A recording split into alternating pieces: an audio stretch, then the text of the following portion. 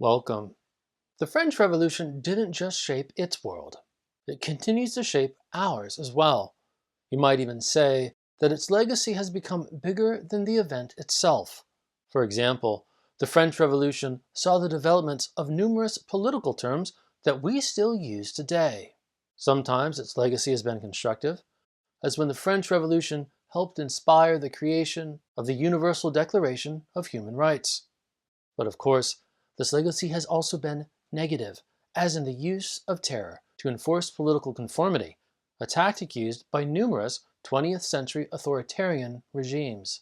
Today, we'll survey a variety of ways that the French Revolution not only changed its world, but made our world as well.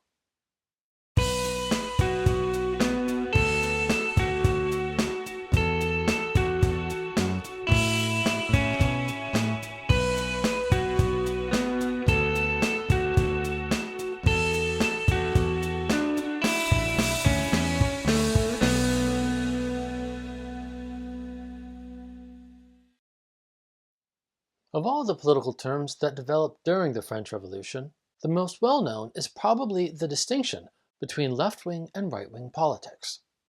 The left and right first formed in the National Assembly, so, in 1789, during the earliest months of the French Revolution. Left and right disagreed over which direction to take the revolution, and as the revolution progressed, a key difference emerged. The left was open to abolishing the monarchy. The right, however, insisted on retaining it. In the short term, the left won. The king was beheaded, and the infamous terror followed. But this also means that, in the medium term, the left failed, because, after all, the monarchy was eventually restored. In the longer term, the terms left-wing and right-wing are still with us, even though their meaning has changed over time. As far as I know, and regrettably, no one has ever studied the full development of this political vocabulary. But left-wing and right-wing eventually became synonymous with the terms liberal and conservative. The labels liberal and conservative are probably British in origin, and they were used in Britain from at least the early mid-19th century, but they had nothing to do with debates about the British monarchy. So the history of our political divide still remains to be told, not least because we don't yet know the history of the terms themselves. Here is the first visual representation of the left-right dichotomy in the French Parliament. The terminology of left-wing and right-wing is perhaps the most tangible legacy that the French Revolution continues to have upon not just American culture, but that of the wider world. More ominously, but still dealing with politics, why do we think of terror as something bad? The short answer is because of the French Revolution, and specifically the period of the terror when the revolutionary government executed tens of thousands of citizens. But there is a genuinely interesting and surprising background story here. Simply stated, terror wasn't always seen as negative. In fact, in 18th century France, terror was often seen in a positive light. For example, doctors believed that terror could heal the body of various diseases, especially those with a psychological origin. In French theater, it was widely believed that experiencing terror would help purify the soul. Terror was therefore a desirable emotional state, something more like our word catharsis. In politics, however, terror could have a more negative meaning. For example, a good king was described as being both beloved by his own people, but also as the terror of his own enemies. Here, terror contrasted with love, but it also pertained to legitimate authority, whereas today, terrorism is usually held as something illegitimate, whether done by extra-state actors or by the state itself. Within months of the terror ending, the terms terrorism and terrorist made their first appearance. And of course, we've used them ever since, and always with a negative meaning. But the legacies of the French Revolution are not just found in political terms and ideas.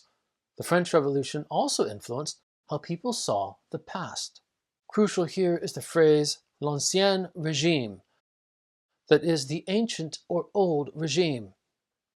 It originally referred to society being organized into three estates, also known as feudalism, united under a monarch and with a vast bulk of the population sharing a single religious faith. In the case of France, Roman Catholicism. But the French Revolution bequeathed to later generations a profound sense of historical demarcation. With its republican commitments and its quasi-democratic outcomes, those who came after the French Revolution sometimes designated everything before the Revolution as l'Ancien Régime. By 1815, as this picture shows, the term Old or Ancient Regime was becoming widespread. Here we see the Third Estate, emaciated, blindfolded, and in chains. It bleeds from the abuse of the estates that ride it, as if the people were a mere beast of burden. At the top we have the Second Estate, the aristocracy, the original villain of the French Revolution. Beneath the aristocracy is the First Estate, the clergy. And finally, the king holds the reins. Revolution was thus associated with something new and modern. A classic example comes from 1856, when Alexis de Tocqueville wrote The Old Regime and the French Revolution, which was his attempt at explaining the revolutionary events that began in 1789. Because of Tocqueville's influence, historians have often followed him and also used the term Old Regime. But by doing so, we risk ignoring the fact that the term was originally a polemic. It originally denoted what revolutionaries hoped to get rid of. No one living before 1789 described themselves as living in or under an old or ancient regime. The French Revolution also gave rise to a distinct political symbolism. The red flag, originally used to signify an emergency, became the flag of revolution. Consequently, it was often associated with the political left, and therefore, in the 19th century, with opposition to monarchy. But if we turn to the 20th century, we find that the French Revolution provided inspiration to totalitarian revolutionary movements that we now think of as distinct, and which, during the Second World War, were enemies. Both the Nazis and the Soviet socialists drew upon the legacy of 19th century revolutionaries. This is most clearly seen in their shared adoption of the red flag. The same field of red is shared by both the Soviet and Nazi flags. But if this seems strange, consider that, like the 19th century political left, Nazis and Soviets both opposed monarchy, just as both called for greater equality, at least among their constituents. Dictatorship was not a form of monarchy, especially since European monarchy was so often Christian, that is, tied to one or another state church. Dictatorship was secular, and its imagery was revolutionary. Although some now see the Nazis as right-wing and the Soviets as left-wing, this presumed polarity is due to the modern meanings of left and right that developed after the Second World War. So what? It's probably impossible to overemphasize the influence of the French Revolution upon later European history. We've only scratched the surface of it today. For now, let's jump ahead to the 20th century. We'll begin with one of the more ominous echoes of the French Revolution. In 1940, Adolf Hitler visited Napoleon's tomb.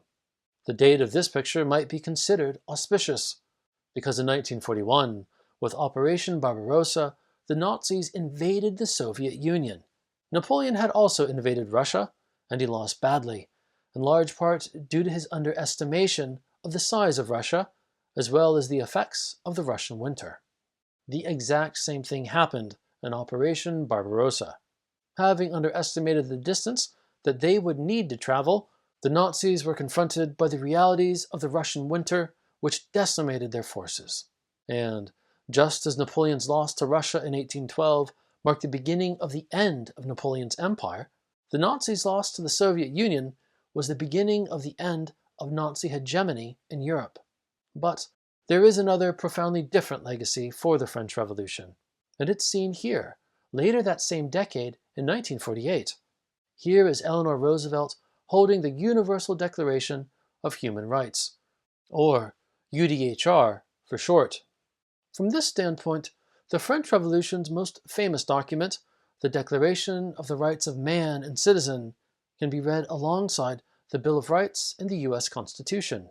With the UDHR, we therefore have a trifecta of affirmations of human worth and dignity. But this also risks ignoring an important difference. To borrow from the historian William Doyle, in the United States, the Constitution preceded the Bill of Rights, but in France it was the opposite, and the assertion of rights preceded the development of a constitution. For myself, I wonder whether the instability of the French Revolution was due to its lack of a constitutional focus. This, of course, is a philosophical question and probably not answerable, at least not with the tools of historical description. But I think it's a question worth asking. Nonetheless, as all of this shows, today the French Revolution is much more controversial than the American Revolution. For some, it was the beginning of modern democracy and human rights. For others, it was the beginning of the totalitarianism that defined so much of 20th century history. And in truth, each side has a fair argument to make in its favor.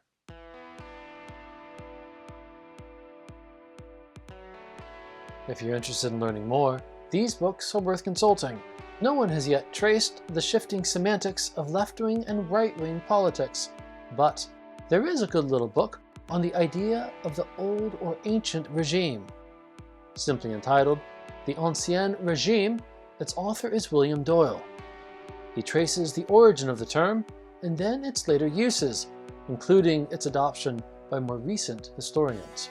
In order to understand the various meanings of terror, both before and after 1789, read Ronald Schechter's book, A Genealogy of Terror in 18th Century France. He analyzes historical semantics beginning in the early 18th century when terror was seen positively. He then traces its revolutionary transformation and the creation of the negative meaning that it has today. And finally, this entire lecture has been shaped by Stephen Lawrence Kaplan's study, Farewell Revolution, The Historian's Feud, France, 1789 to 1989. It's part of a larger 2-volume work that analyzes how, after the fall of the Soviet Union and the end of the Cold War, the French Revolution came to look rather more ominous. That's all for now. Thanks so much for watching. Please hit the subscribe button, feel free to leave a comment, and I'll see you next time.